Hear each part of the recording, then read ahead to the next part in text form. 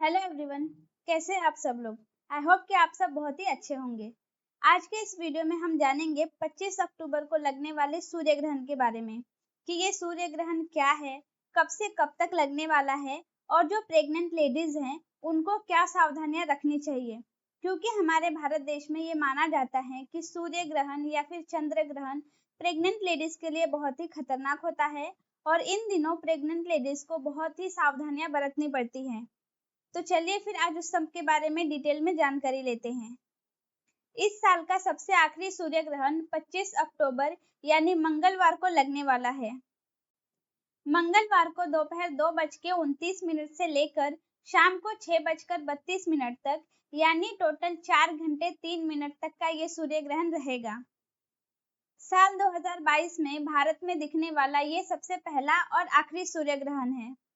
ज्योतिष शास्त्र के अनुसार जब ग्रहण लगता है तो उसका असर हमारे आसपास की सभी चीजों पर पड़ता है। इसीलिए ग्रहण के दौरान कुछ ऐसी चीजें होती हैं जिन्हें करने से हमें बचना चाहिए। खास तौर पर गर्भवती महिलाओं को इन दिनों सावधानी बरतनी चाहिए। इसीलिए ग्रहण के दौरान गर्भवती महिलाओं को अलग अलग तरह की सलाहें दी जाती हैं। इस साल का ये आखिरी सूर्य ग्रहण भारत में पहली बार दिख रहा है और ये काफी प्रभावशाली माना जा रहा है। इसीलिए अगर आप प्रेग्नेंट हैं तो इस दौरान अपना खास ध्यान रखें ताकि आपको और आपके बच्चे को किसी भी तरह का नुकसान ना हो। ग्रहण के दौरान बहुत सी ऐसी धारणाएं होती हैं, बहुत सी ऐसी चीजें कही जाती हैं कि प्रेग्नेंट लेडीज को ऐसा करना चाहिए या फिर ऐसा नहीं करना चाहिए। तो चलिए जानते हैं कि ग्रहण के दौरान प्रेग्नेंट लेडीज को किस चीज का ध्यान रखना चाहिए। सूर्य ग्रहण के दौरान ऐसी धारणा है कि गर्भवती महिलाओं को या फिर जो लेडीज प्रेग्नेंट है उन्हें नुकीली चीज का इस्तेमाल नहीं करना चाहिए, जैसे कि चाकू, कैंची, छुरी, ये सब चीजें इस्तेमाल नहीं करनी चाहिए।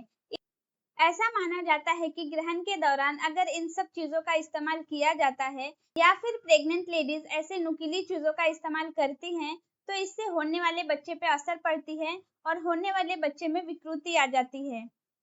जैसे कि आपने कभी ऐसे बच्चे को देखा होगा जिसके होंठ कटे रहते हैं या फिर जिसके नाक में कुछ प्रॉब्लम रहती है, यानी उसका नाक टेढ़ा मेढ़ा रहता है या फिर नाक कटी होती है या फिर उसके हाथ में या पैर में ऐसे कटे के निशान होते हैं जो जन्म से ही होते हैं।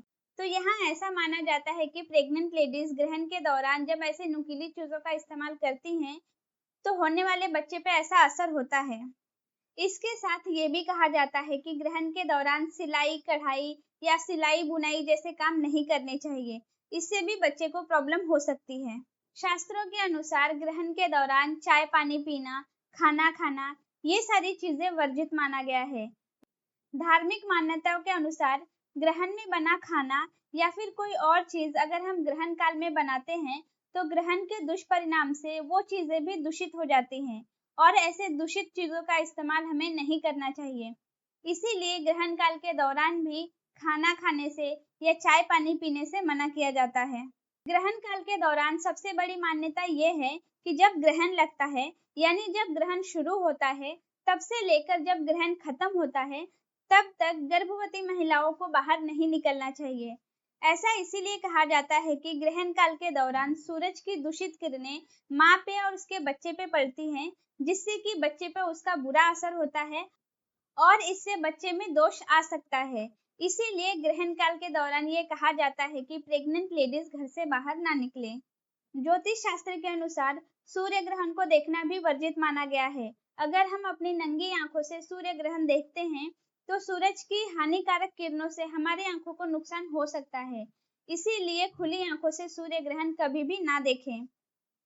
इसीलिए ग्रहण के टाइम सूर्य के हानिकारक किरणों से बचने के लिए हमें अपने दरवाजे खिड़कियां बंद रखनी चाहिए और खिड़कियों पर पर्दे भी जरूर लगाने चाहिए ताकि सूरज की किरणें अंदर ना आए और इससे प्रेग्नेंट लेडीज को कोई भी प्रॉब्लम ना हो। ग्रहण काल के दौरान एक और सबसे बड़ी मान्यता है कि इस दौरान प्रेग्नेंट लेडीज या जो लेडीज गर्भवती हैं वो सो नहीं सकती या फिर बैठने उठने में भी उनको बहुत सी सावधानियां बरतनी पड़ती हैं, जैसे कि वो अपने पैरों को मोड़कर नहीं बैठ सकती या फिर कोई गलत तरीके से नहीं बैठ सकती।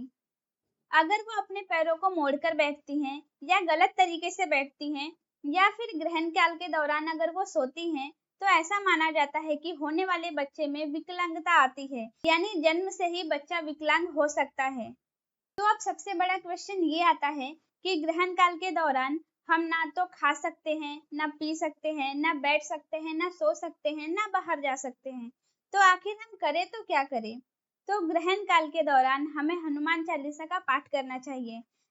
ऐसा माना जाता है कि माँ दुर्गा और हनुमान जी की कृपा से हमारे सभी संकट और सभी नकारात्मक शक्तियां दूर होती हैं।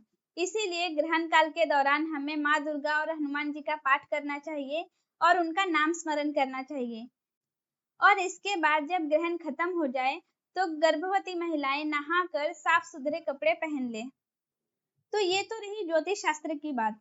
शास्त्रों में जो कहा जाता है या हमारे बड़े बुजुर्ग जो कहते हैं, उस हिसाब से हमें क्या करना चाहिए और क्या नहीं करना चाहिए, ये वो बातें थी।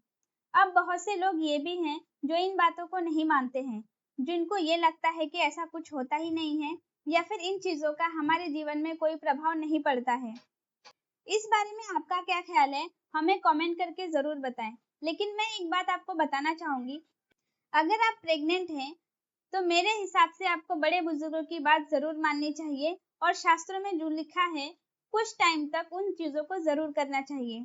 ग्रहण कितने टाइम का है? 4 घंटे का। अगर ये 4 घंटे आप शास्त्र की बात मान लेती हैं या फिर अपने बड़े बुजुर्गों की बात मान लेती हैं तो आपको कुछ प्रॉब्लम तो नहीं होगी।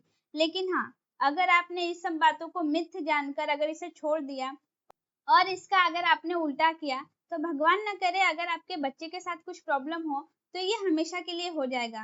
तो इससे अच्छा तो यही होगा कि 4 घंटे हम उनकी बात मानकर वो चीजें कर लें, जिससे कि हमें भी ये तसल्ली रहे कि हम अपने बच्चे को लेकर कोई भी रिस्क नहीं उठा सकते। तो ये वीडियो आपको कैसा लगा हमें कमेंट जरूर करें, और ये वीडियो आपकी अच्छी लगी हो तो इसे लाइक करना ना भूलें, और अगर आप मेरे चैनल पर नए हैं तो सब्सक्राइब कर लें। और ये वीडियो ज़्यादा अच्छी लगी हो तो अपने रिलेटिव्स और फ्रेंड्स के साथ ज़रूर शेयर करें। Thanks for watching. Bye bye. तो ये वीडियो यहीं पे ख़त्म करते हैं। आप अपना ध्यान रखिए और अपने बच्चों का भी ध्यान रखिए। Thanks for watching. Bye bye.